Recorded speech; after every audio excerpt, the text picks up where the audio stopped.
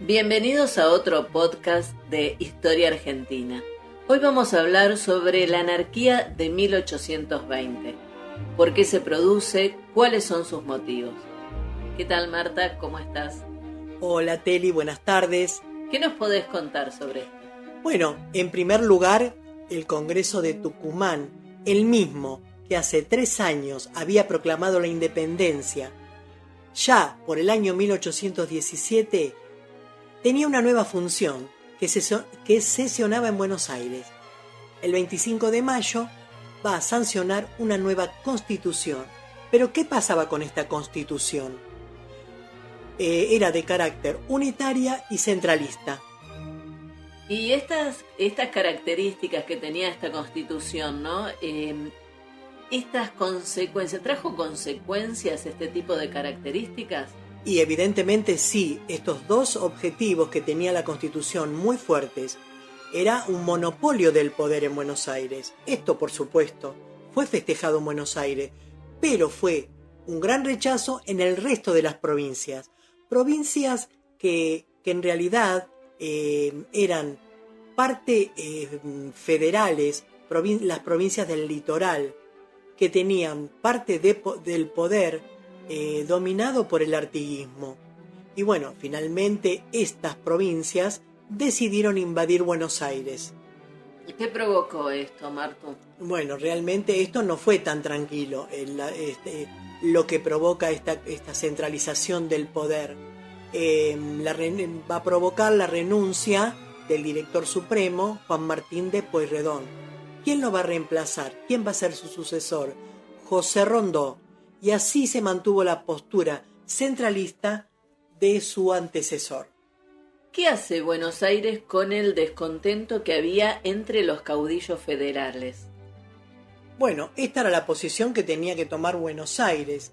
Debía enfrentar a estos caudillos del litoral. Entonces necesitaba líderes, necesitaba militares para enfrentar esto. ¿Y a quién se le ocurre? A Rondó. Llamar a San Martín y a Belgrano. El general ignora estas órdenes que mandó el director Rondó y se mantuvo firme a sus palabras. ¿Querés leer las palabras? El general San Martín jamás derramará la sangre de sus compatriotas y solo desenvainará la espada contra los enemigos de la independencia de Sudamérica. También le dio órdenes al general Belgrano, que estaba en ese momento a cargo del ejército del norte.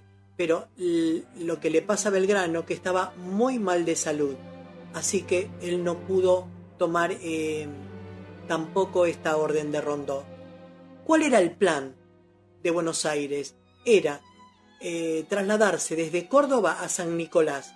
Todo esto, el 8 de enero de 1820, se produce, en este caso, la sublevación de Arequito. ¿Qué fue esto? ¿Qué significó esto? Que varios oficiales rehusaron a participar de este enfrentamiento de civiles, siguiendo las ideas del general San Martín. Aún así Rondó, ante la negativa, mirá cómo era fuerte la posición de Buenos Aires, se enfrenta solo con sus tropas porteñas a los ejércitos federales. ¿Y quiénes eran los líderes de estos federales? El entrerriano Francisco Ramírez y el santafesino Estanislao López. Vos hablaste de un enfrentamiento entre federales y unitarios. ¿Este enfrentamiento tuvo nombre y apellido? Sí, por supuesto. Esta es una batalla bien conocida en la historia argentina. Ah, la famosa batalla de Cepeda. Totalmente, el 1 de febrero, y tuvo sus características especiales. Fue una batalla que duró 10 minutos. Los federales lograron una rápida victoria y avanzaron sobre Buenos Aires y le cayeron a Buenos Aires con todas las exigencias. Eso debe haber provocado algo, ¿no? Y esto totalmente. Lo primero fue sacar o que Rondó renunciara a su cargo. Esto pasó el 11 de febrero. El otro punto importante es la disolución del Congreso de Tucumán. ¿Y esto qué significaría? Que los federales le pusieron fin al gobierno centralizador de Buenos Aires. Ahora tendríamos otro tipo de gobierno, un gobierno encabezado por los federales, descentralizado y mucho más popular.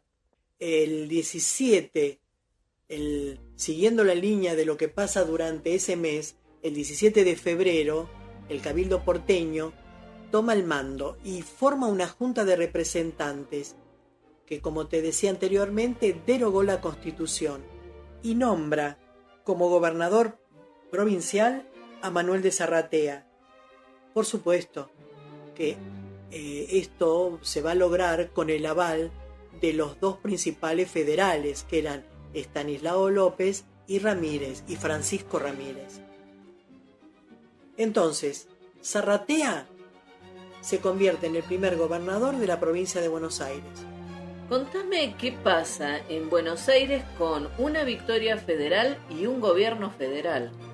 Bueno, esto no era tan sencillo, porque a partir de esto, Buenos Aires va a tener una nueva estructura política, esta estructura federal, y evidentemente va a tener que tener una política de acuerdos que están haciendo tratados, se van a firmar tratados, se van a firmar pactos. Uno de los más importantes, arrancamos con el Pacto de Venegas, después el segundo punto, que es el que vamos a hablar ahora, que es el Tratado de Pilar, y el último es el Tratado de Cuadrilátero. Por eso te digo, este momento de crisis en Buenos Aires va a llevar a esta firma y acuerdos muy importantes. ¿Y cuáles eran los puntos más importantes del Tratado de Pilar? Bueno, el Tratado de Pilar es el primero de los pactos muy importantes. Se va a firmar el 23 de febrero en el norte de la provincia de Buenos Aires entre la Fuerza Federal y el gobernador de la provincia de Buenos Aires. Primero que se proclama un sistema federal en donde Buenos Aires reconocía como igual al resto de las provincias. Esto ya era importantísimo, que realmente ya era una composición íntegra de lo que se conocía como las Provincias Unidas del Río de la Plata. Segundo punto, se estableció el fin de la guerra y el retiro de las tropas que había en Santa Fe y en Entre Ríos. Otro acuerdo importante es que se proclamaba una futura convocatoria de las provincias a un nuevo congreso a declararlo en Santa Fe. Con la firma del Tratado de Pilar, ¿queda todo tranquilo entre Buenos Aires y el litoral? Y la realidad es que no, porque hay nuevos enfrentamientos. Por ejemplo, hay una entrega de armas a los federales en forma secreta. Esto fue terrible. Se enteraron los porteños e invadieron el cabildo y lo destituyeron a Manuel de Zarratea. Evidentemente había que reemplazarlo. ¿A quién se elige como figura política, como nuevo gobernador? A Juan Ramón Balcarce. Esto sucede el 6 de marzo. Francisco Ramírez no lo quería. No quería y lo vuelve a reponer a Manuel de Zarratea. Esto sucede el 11 de marzo. Por supuesto, los federales tenían sus problemas, sus debilidades políticas, y una de ellas era Artigas. Artigas había sido derrotado en Tacuarembó y además tomaba el Tratado de Pilar como una traición por parte de Francisco Ramírez. Esto va a terminar mal, con enfrentamientos armados, y que lo va a dejar mal parado Artigas y lo van a derrotar. Este enfrentamiento entre los aliados federales. Todo esto va a provocar el exilio de Artigas a Paraguay. Contame el día de los 3 gobernadores. Bueno, después de toda esta situación de diferencias políticas entre los mismos federales, realmente que se produce una crisis. Y bueno, esta es la famosa crisis política en Buenos Aires, conocida como la anarquía del 20. Justamente los 3 gobernadores, ya que no había nadie en el gobierno, por momentos Buenos Aires quedó acéfala. Ramos Mejía presentaba la renuncia ante la Junta de Representantes del Cabildo porteño. El general Soler fue declarado gobernador por el Cabildo de Luján. pero tardó tanto en llegar, 3 días, en ocupar el cargo y solo gobernó hasta el 28 de junio. Ah, bueno, espera, me perdí. Entonces, ¿quién quedó como gobernador? Ahí está el tema de la anarquía, de la crisis. Dorrego fue nombrado gobernador el 5 de julio y logró una victoria, gracias a Rosas, sobre Estanislao López el 12 de agosto.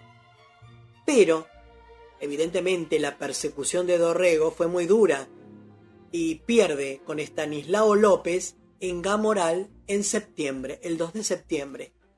Por supuesto, esto va a marcar el final del gobierno de Dorrego.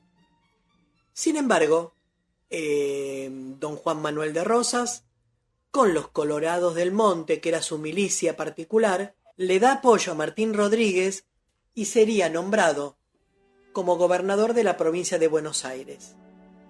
Este periodo político se conoce en la historia que va desde 1820 a 1824 con el nombre de la feliz experiencia. Muchas gracias, Marta. Los esperamos en nuestro próximo episodio de podcast de Historia Argentina.